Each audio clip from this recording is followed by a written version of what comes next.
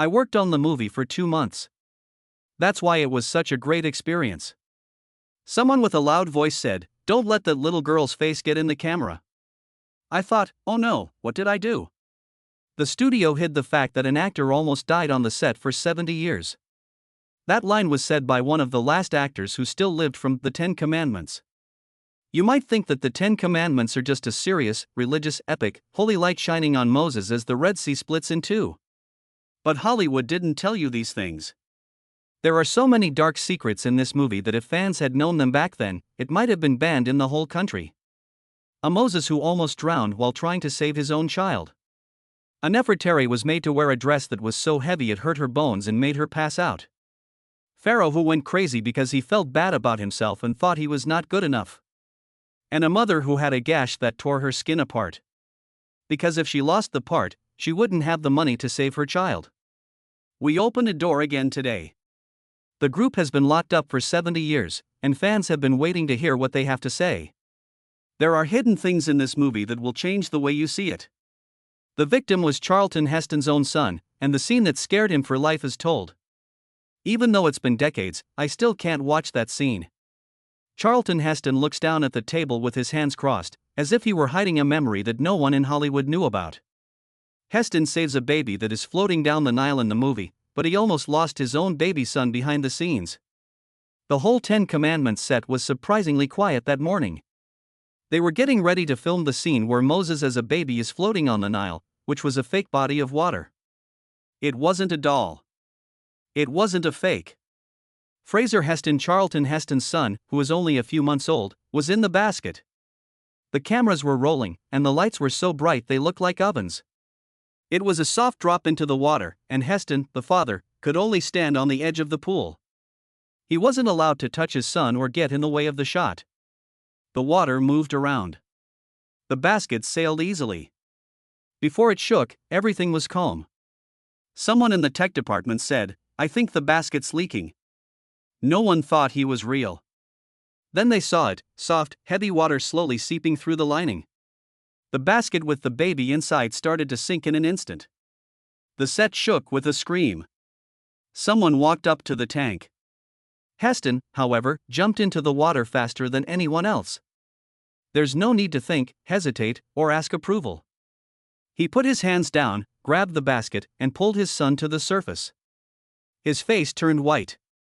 The whole set got cold. The room was only filled with the sound of dripping water and Fraser's scared cries. Heston's heart stopped at that very moment because he was sure his son had slipped out of his hands. If he had been just a few seconds slower, he would have felt that kind of fear that only parents can understand. Heston later said that the event left a mark on his mind. He would get up and leave the room every time the movie played the scene of baby Moses on the river. He couldn't stand to see it. He said that wasn't acting.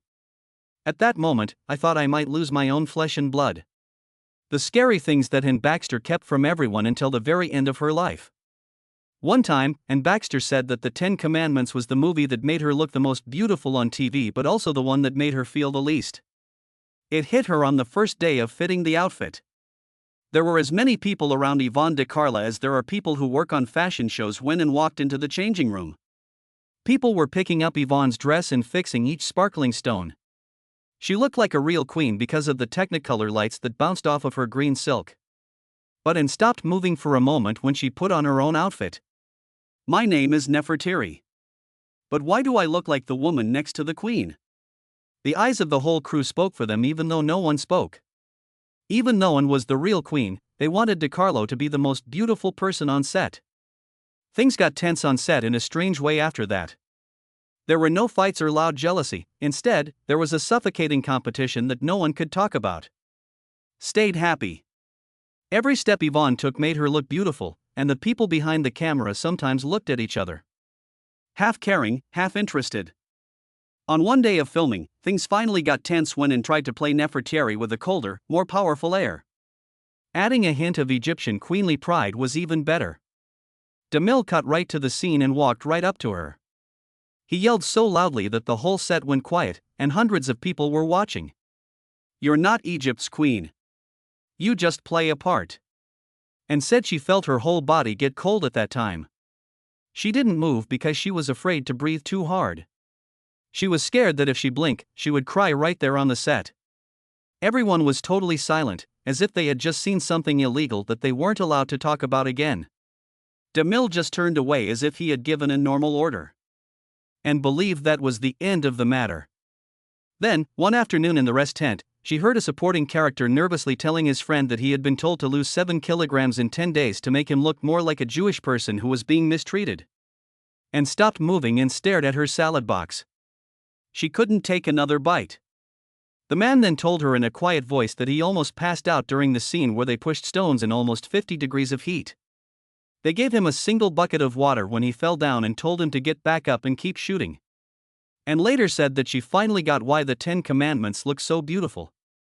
But there were cracks behind it that no one would ever see. She said that we only told these stories after everything was over, because that's when I was brave enough to say I had made a masterpiece. A lot of people had been suffering in quiet for things that could never be said. To quote Yul Brynner, the fear of being eaten by Moses in front of everyone when he played Pharaoh Rameses, Yul Brynner was most afraid of Charlton Heston, and he thought Moses could eat him up on screen. Brynner finally had the courage to say this near the end of his life. He spoke slowly in an interview in 1983, as if he were letting out a secret he had been keeping for a long time. In the movie, Pharaoh was not scared of Moses. In real life, though, I was scared of Charlton Heston. He was scared to be standing next to a hero whose power seemed like it could break through the frame. He was afraid of being overwhelmed. He was afraid that his character, the King of Egypt, would look less important than the person he was meant to be after. He made himself do a very hard workout plan. Brynner trained facing a mirror with his back straight every morning for hours until he felt pain in his neck and down his spine. Not only did they not let him lower his head for the role, but he also did not because he was afraid that if one frame put him below Heston, Ramses' head would fall off. One team member remembered a scary event. During a practice, Brynner's stage was just a little lower than Heston's. Right away, he stopped, turned around, and said, "Do it again," in a cool, almost icy voice. Ramses is not less important than Moses. There was complete silence on the set. There were no jokes or laughs. Because that angry, cocky Pharaoh's sharp, intense gaze you see on screen was really the gaze of a man fighting terribly for his place, inch by inch. That look wasn't fake. It was the fear of being sucked in. In every movie, Brynner fought Heston, even though they never fought in real life. He said, looking back, "I had to keep Ramses alive. If not, I would disappear next to Moses." Yul Brynner's fear, the fear of being eclipsed by Charlton Heston's towering presence, became the dark, powerful force that created one of the most unforgettable pharaohs in cinema history. Yvonne De Carlo, the mother who took the role to save her child. While Hollywood believed Yvonne De Carlo took the role of Sephora to climb into the ranks of major stars, the truth was far more brutal. She didn't choose the role. She chose her son. In her memoir, De Carlo wrote a sentence that makes anyone reading it stop cold. At the time, her son was gravely ill. Medical bills were piling up. Treatment costs rose every week. No studio knew, no reporter knew. Only Yvonne, a mother desperately trying to keep her child alive.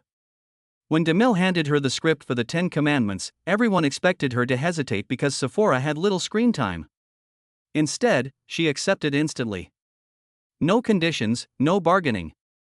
She simply said, "I need the money this week." Then came the desert crossing scene, a moment that looked gentle on screen, but became a nightmare for Yvonne De Carlo.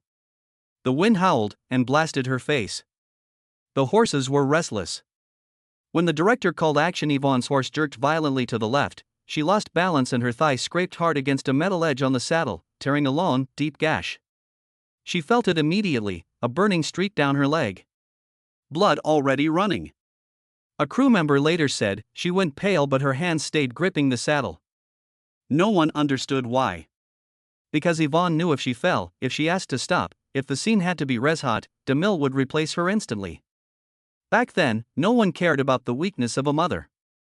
No studio halted production for a woman's injury. And Yvonne admitted in her memoir, "I didn't dare say it hurt. I didn't dare ask for a break. I didn't dare look down."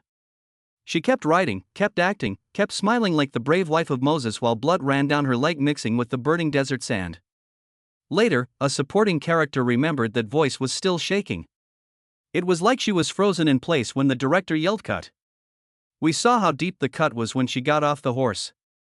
I don't know how she didn't fall over. He was taken to a tent after the scene. She let the nurse stitch up the cut without giving her any painkillers. After less than 30 minutes, she got up and went back to set. She had to keep the part because she knew she would lose the money if she lost it. Not because she was a hero or because she was crazy about work. She might lose her child if she lost the money. Sephora, the kind wife on TV, was born from a mother who was working very hard to save her son's life. It was only 3 steps away from death for Judith Anderson, the priestess who stood in front of the burning golden calf. These days, CGI is used to make fire in movies. In 1956, though, Judith Anderson had to stand in front of real flames that were higher than a grown man. There was only about 3 meters of air between her and the fire. Anderson, who played the high priestess Memnet, was never told about the risk. Nothing else she heard from DeMille was, "We'll use real fire." Meditation must look like she's up against a god. No one said that this divine power came from a huge industrial flame rig that sent out heat so strong that you could feel it burning your skin from 30 feet away. It was very loud on the day of the shoot, and the set was shaking. The heat made a wall that you couldn't see. The light crew had to put on gloves made of asbestos. It was so hot that one set builder said, "I felt like the air itself was glowing." Judith Anderson had to stand in the middle of the shot, less than 3 meters away from the huge golden calf that was on fire. The cameras turned on. DeMille sent a message. For the first take, the flames came roaring up and hit her face like a wave of fire. Then the unthinkable took place. A very loud whoosh. The column of flames suddenly shot higher than planned and angled straight at Judith Anderson. Fire touched the bottom of her robe and then licked her arm, making a red mark right away. Anderson jerked and shook. "Someone's been burned," yelled a helper. DeMille yelled from behind the camera, "Don't cut. Keep rolling." The whole set got cold. She stood there, Judith Anderson. She was only a few feet away from a huge fire, and the heat hurt her face like 1,000 pins. She might have moved back. She might have screamed. She had the power to stay alive. She didn't, though. She clenched her hands and stared into the flames like a priestess on trial. She kept acting, shaking, but she wouldn't change who she was. A member of the team remembered years later, still scared. Her robe almost caught fire. If that stream of flame had moved just a little, we would have seen a real death. When DeMille finally said cut, Judith Anderson let out a sigh of relief that sounds like someone who was about to drown. Even though she was helped off, that shot of her with her arm burning red and her eyes wet from the heat stayed in the final film. Some people in Hollywood called it professional effort, but the truth is that Judith Anderson almost died to play Madame and had to face death for the part.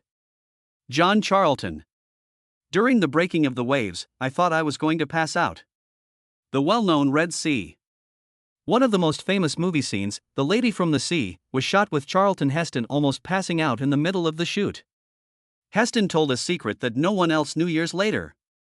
He had such bad chronic arthritis that it took him 20 minutes every morning just to turn his shoulders back into normal position.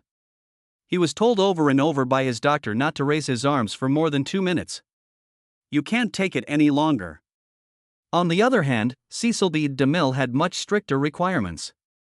DeMille looked Heston in the eyes as they got ready to film the Red Sea scene and said, "Moses does not shake. Moses doesn't put his arms down. Keep them up. Until I tell you to stop." After that, the pain began. Heston was hit by huge wind machines. He was hit over and over by cold water. He could feel the ground shaking under his feet as the loud pressure pumps worked.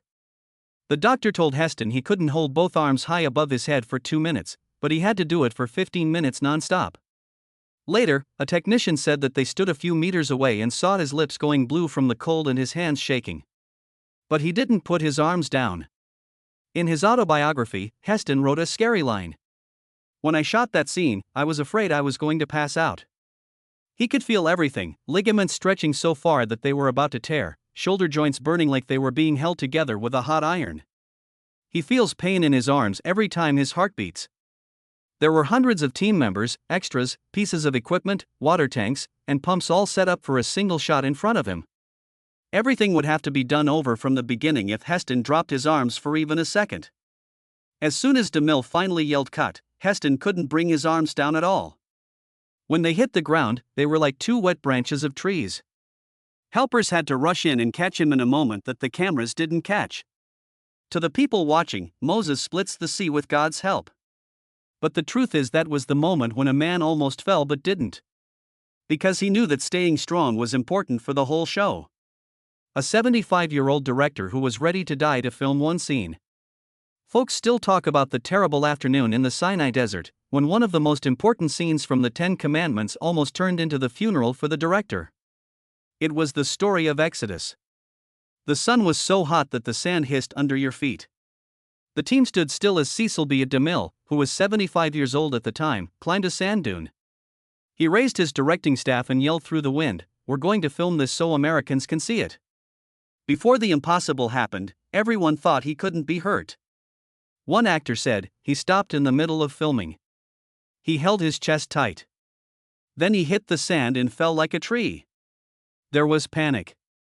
Someone looked for a doctor. Some people sat next to him. As the camera cranes went down, there was a strange quiet. As soon as the doctor walked in, he checked his pulse and put his ear to his chest. He then looked up with a serious face.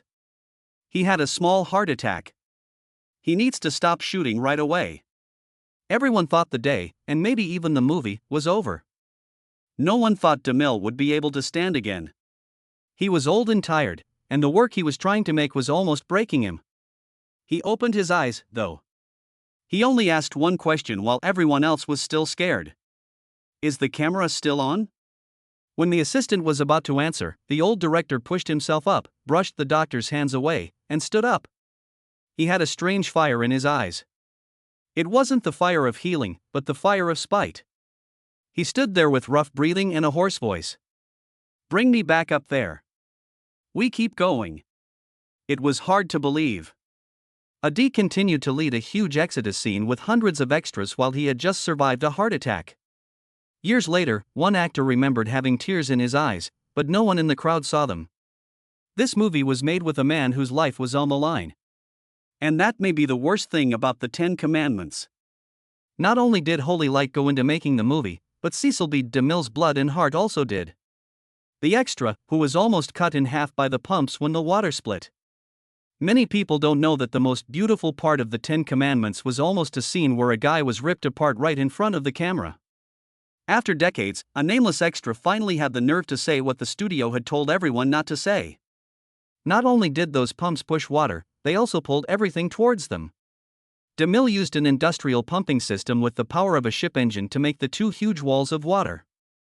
They made a lot of noise, like thunder. Water was sucked in and shot out with a force that was scary. All of the heat, wind, and vapor mixed together in the middle of the set to make a crazy storm. The extra stood at the edge of the fake ocean, exactly where he was supposed to be in the background. He thought it was just a light-hearted half-second show until the pumps turned up to full volume. "I felt like I wasn't standing anymore," he said. "My whole body began to slide." In an awful moment, the pull became so strong that he was sucked straight towards the steel propeller blades, which were spinning so fast they could tear a person apart in seconds. It wasn't heard.